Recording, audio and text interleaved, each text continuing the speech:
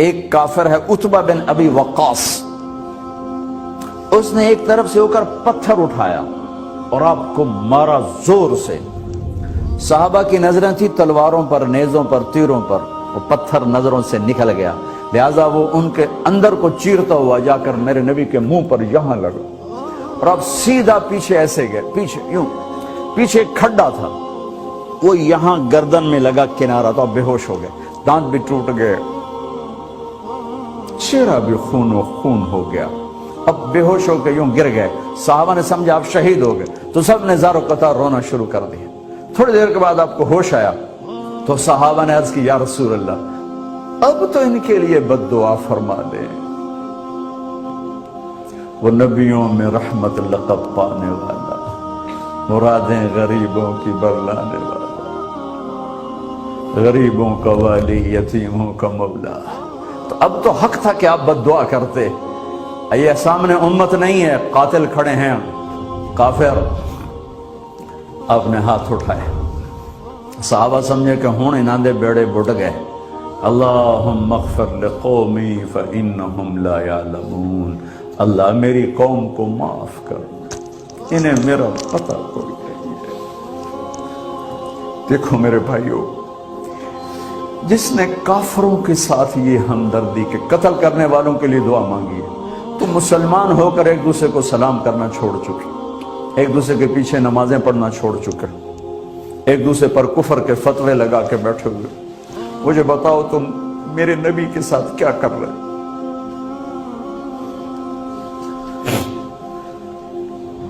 وہ تمہیں فرقوں میں بانٹ کر گئے تھے یا امت بنا کر گئے تھے؟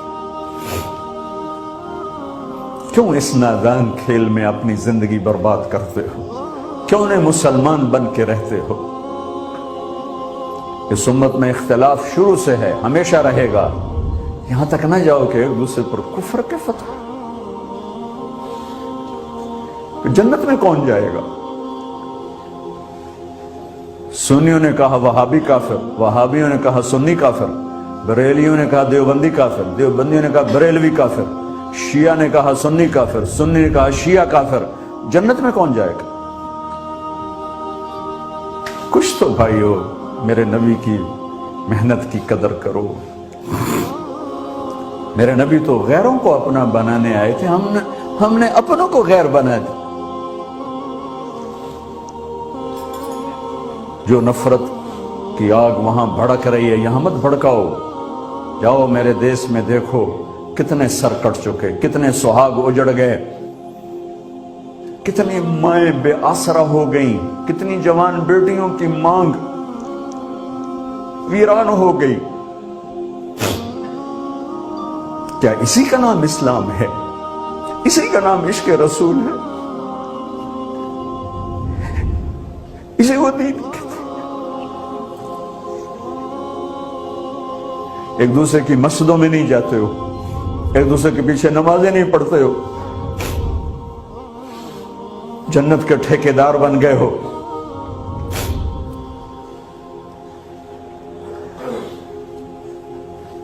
میرے نبی تو عبداللہ بن ابی کا جنازہ پڑھانے کھڑے ہو گئے تھے، جس کا کفر ابو جہل سے بھی بڑا ہے۔ ابو جہل اوپر کی دوزخ میں، عبداللہ بن ابی سب سے نیچے کی دوزخ میں ہے۔ ان کے بیٹے آئے، یا رسول اللہ میرا باپ مر گیا ہے، اپنا کرتا دے دیں گے، میں اس کو کفن دے دوں۔ ہم نے کہا لے لو، کرتا اتار کے دے دیا۔ اب کہتے بدبخت منافق، دفع ہو جا۔ کہ یا رسول اللہ آپ جنازہ پڑھائیں گے؟ کہاں پڑھوں گا؟ باقی منافقوں کا تو کسی کو پتہ نہیں تھا سوائے اللہ کے نبی کے، لیکن عبداللہ بن ابی کا منافق ہونا تو سب کو معلوم تھا۔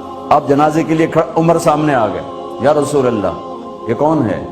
کہ مجھے پتا ہے کون ہے، تو آپ اس کا جنازہ کیوں پڑھا رہے؟ کہ شاید اللہ معاف کر۔ کہ عمر پیچھے ہٹ جا، مجھے پتا ہے یہ کو، میرے اللہ نے کہا ہے تو ان کے لیے دعا کر یا نہ کر، میں معاف نہیں کروں گا، میں کرتا ہوں شاید اللہ معاف کر دے۔ پھر فرمایا کہ میرے اللہ نے کہا اگر تو 70 دفعہ بھی ان کے لیے دعا کر تو میں معاف نہیں کروں گا۔ اگر میرا اللہ کہتا اے میرے محبوب اگر آپ 70 دفعہ اس کے لیے دعا کریں گے تو میں معاف کر دوں گا، تو میں اس کم بخت کا 70 دفعہ جنازہ پڑھا دیتا۔ مجھے بتاؤ تم کہاں سے یہ دین لے کر آئے ہو جس میں تم فرقوں میں بٹ گئے ہو، نفرتوں کی آگ تم نے لگا دی ہے، یہ کہاں سے اسلام آیا ہے؟ میں تمہیں اللہ اس کے رسول کا واسطہ دیتا، امت بن کے رہو، مسلم بن کے رہو، کوئی گنجائش نہیں، اپنے اپنے عقیدے پر پکے رہو، دوسرے کے لیے گنجائش رکھو۔ کیوں اس قدر ظلم و ستم ڈھائے ہوئے ہیں؟ میں نیا تبلیغ میں گیا، کالج سے نکلا، ہماری جماعت ایک گاؤں میں گئی، ایک مسجد میں، تو امام صاحب آئے، ہمیں ماں بہن کی گالیاں دی اور ہمارے بستر اٹھا کے باہر مسجد دھوو، کتے اندر واڑائے۔ میں حیران پریشان، میں تو کوئی نہیں جانتا تھا کہ مذہب کیا ہوتا ہے، فرقے کیا ہوتا ہے، میں تو کالج میں گانے والا تھا، ناچنے والا تھا، جنید جمشید کی طرح، مجھے تو دین کا پتہ تبلیغ سے پتہ چلا۔ میں حیران پریشان کہ یہ مولانا صاحب کہہ رہے ہیں کہ یہ گستاخ رسول ہیں، اور مسجد دھو دو باہر کھڑے ہو، یہ مسجد میں کھڑے ہو کر ماں کی گالی دے رہے ہیں، بہن کی گالی دے رہے ہیں، تو پھر معیار دین کیا ہے؟ اتنی نفرت، اس قدر دوریاں۔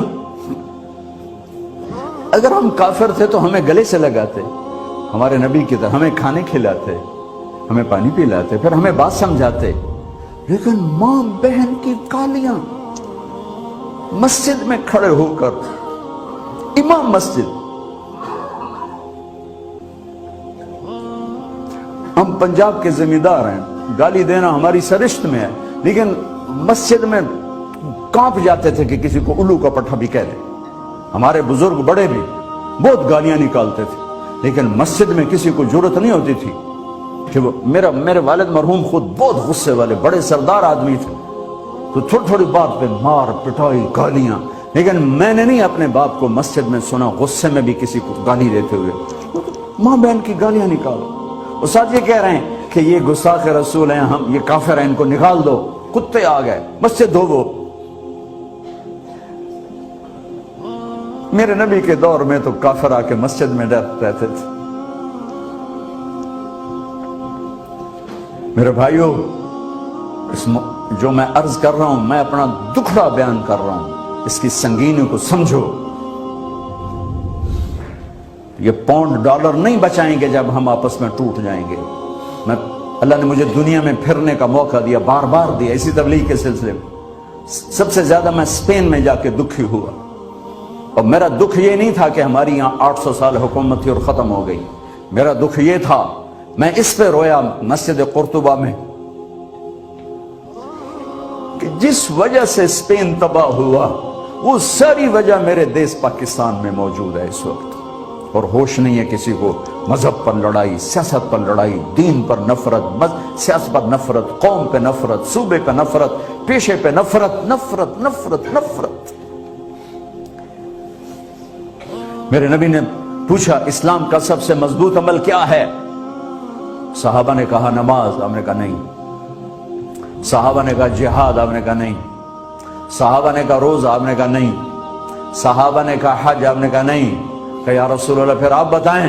فرمایا دین کا سب سے مضبوط عمل محبت ہے، محبت ہے، محبت ہے۔